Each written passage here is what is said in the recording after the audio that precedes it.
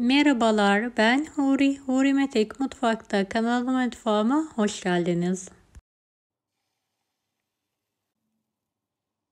Fırın kullanmadan kısa sürede köstebek pasta nasıl yapılır onun tarifini vermek istiyorum. Kremamızı hazırlayarak hemen tarifimize başlayalım. 1 çay bardağı toz şeker, 2 yemek kaşığı un, 2 yemek kaşığı nişasta, 1 adet yumurta sarısı, 2 su bardağı süt,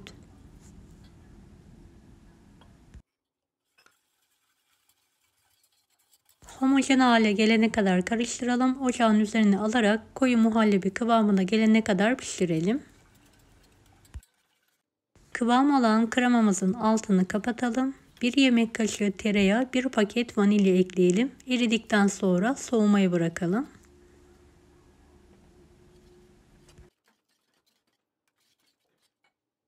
Bir demet yıkanmış doğranmış ıspanak, 3 adet tam yumurta, 1 çay bardağı su, 1 çay bardağı süt, 1 çay bardağı sıvı yağ. Pürüzsüz olana kadar tüm malzemeyi çekelim.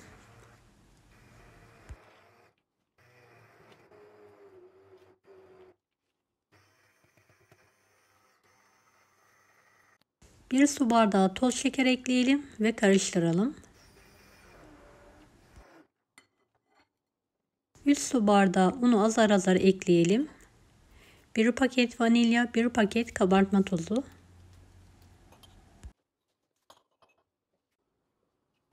Pürüzsüz bir hamur haline gelene kadar çırpıcı ile karıştıralım.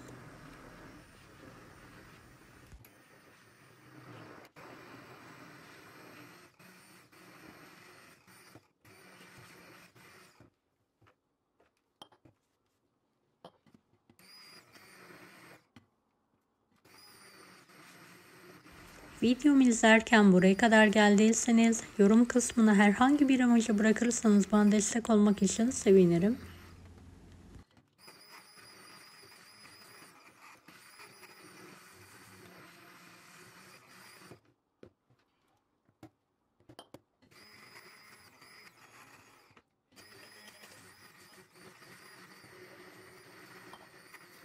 Tavamızı önceden ısıtalım ve yağlayalım. Kek harcımızı 2 eşit olacak şekilde böldükten sonra yarısını sıcak tavamıza dökerek pişirelim. Kısık ateşte pişen kekimizi bir tabak yardımıyla ters çevirelim ve diğer tarafı da aynı şekilde kısık ocakta pişirmeye devam edelim.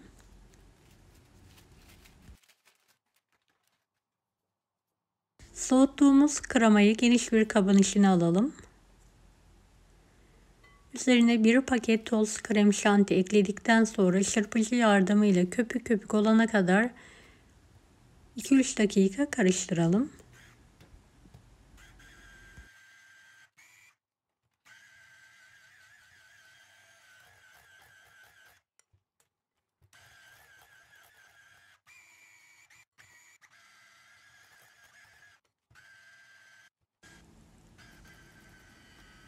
Evet, kremamız kıvam aldıktan sonra sıkma poşetinin içine alarak hazırlayalım.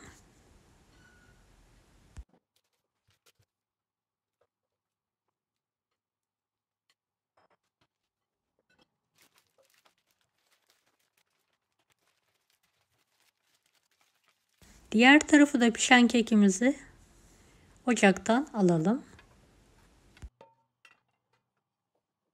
Çay bardağı yardımıyla yuvarlak halkalar halinde keselim.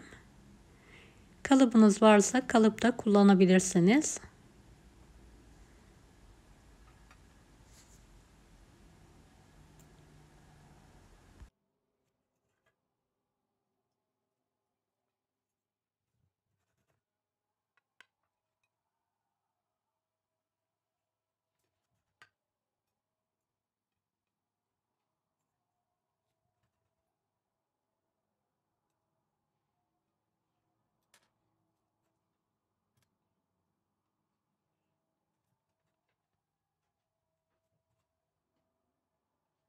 Kalan kek parçalarını mutfak robotunun içine alarak un haline gelene kadar çekelim.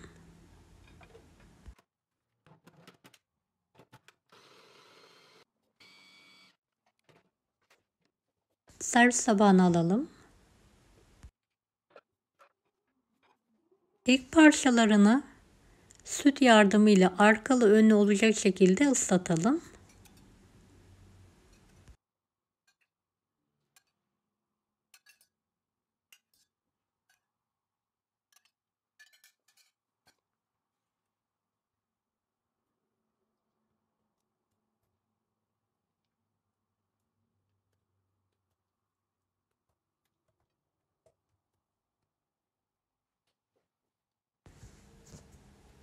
Krema sıkalım üzerlerine bolca.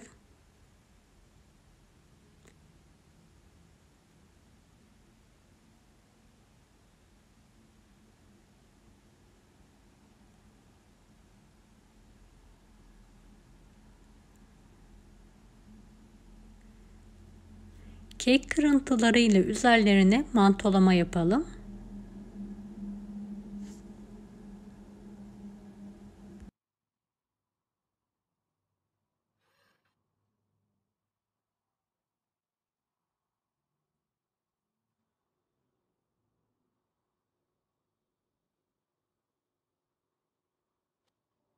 Evet, aynı şekilde hazırlamaya devam edelim.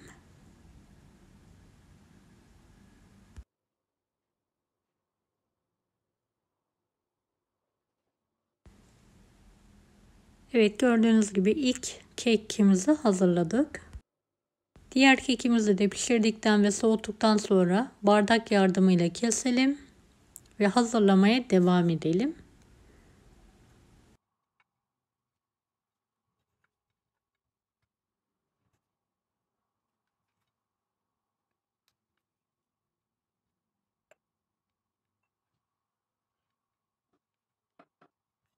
Kalan kek parçalarımı mutfak robotunun içine alıyorum ve un haline getiriyorum. Sütle ısladığım kek parçalarını krema sıkıyorum.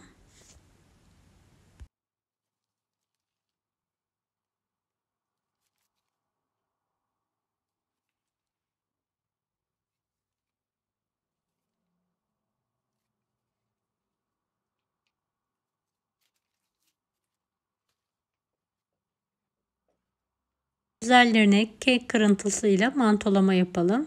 Kalan kek kırıntılarını yalancı Antep fıstığı olarak pastalarda, tatlılarda kullanabilirsiniz. Evet, hazırladığım köstebek pastalarını servis tabağına alıyorum.